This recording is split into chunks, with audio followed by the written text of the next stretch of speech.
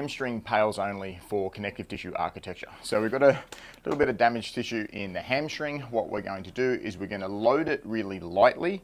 We're going to load it isometrically, and we are going to load it for about 2 minutes of cumulative work. So what we're going to do is, to start with, I'm just going to lay down, and assuming we're doing my right leg, left leg just out of play. What I want to do is I want to train the tissue to the best of my ability while it's lengthened.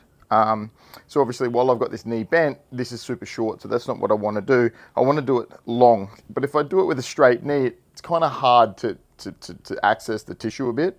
So what I'll get you to do is just lay down, just get a little bit of a bend in the knee. Then that way you should be able to feel the contraction in your hamstring a little bit better. So all you're going to do is literally get down here, and we're just going to get to like roughly a 20 or 30% effort sort of to start with. Obviously your program may change as we progress, but to start with, you're just going to get here, and then what I want you to do is feel the tissue in your hamstring where it's weak, where it feels the tightest, where it feels the weakest. That'll obviously be where the damaged tissue is. So all we're going to do is you're going to contract that tissue. You're going to effectively try to bend your knee, but obviously there'll be no movement because the floor is in the way. So all you're going to do is literally, which I'm starting now, just really lightly, about 30% effort, gradually ramp up, just 5, 10, 20, 30%, just to make sure you don't hurt yourself, and then start driving that heel into the floor.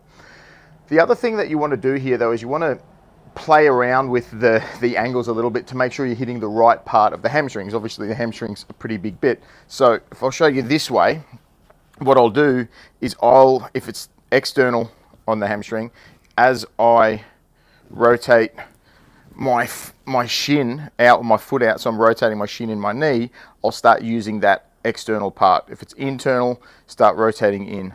So just play around with that knee angle to get the tissue that you actually want. Once you've found that tissue, once again, I'll get back to this angle, and you're just literally driving your heel down. So it'll say 2 minutes worth of cumulative work. Now, if you can hold 30% for 2 minutes, then do that. You won't be able to, because you'll find it'll fatigue. It's tissue that is poor quality and it's super weak, so it hasn't been used.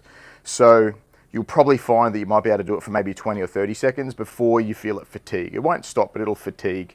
Once that happens, just relax, stay exactly where you are, don't move, and then, you know, rest for like 20, 30 seconds, however long you feel it takes to be able to do it again. So you just go again. So let's assume you can do a 30-second piece of work, and then you've got to relax, stay where you are, do another 30 seconds. Therefore, you'll do 4 reps, because that's 2 minutes worth of the cumulative work.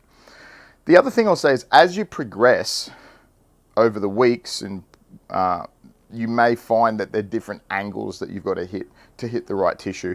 The other thing is we want to hit it while it's lengthened. So once again, if I sit more upright, I've actually lengthened my hamstring a little bit more here as well.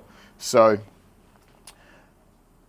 what I'll get you to do is play around with that as you progress. Still play around with the knee angle, but you might find that up here, you can't find that specific bit. If you can, then this is where you want to get to. If you can't, then obviously go back to wherever you can. So all we're trying to do is target that specific tissue and do it at a light effort for a couple of minutes to start laying down some more connective tissue. That's it. Enjoy.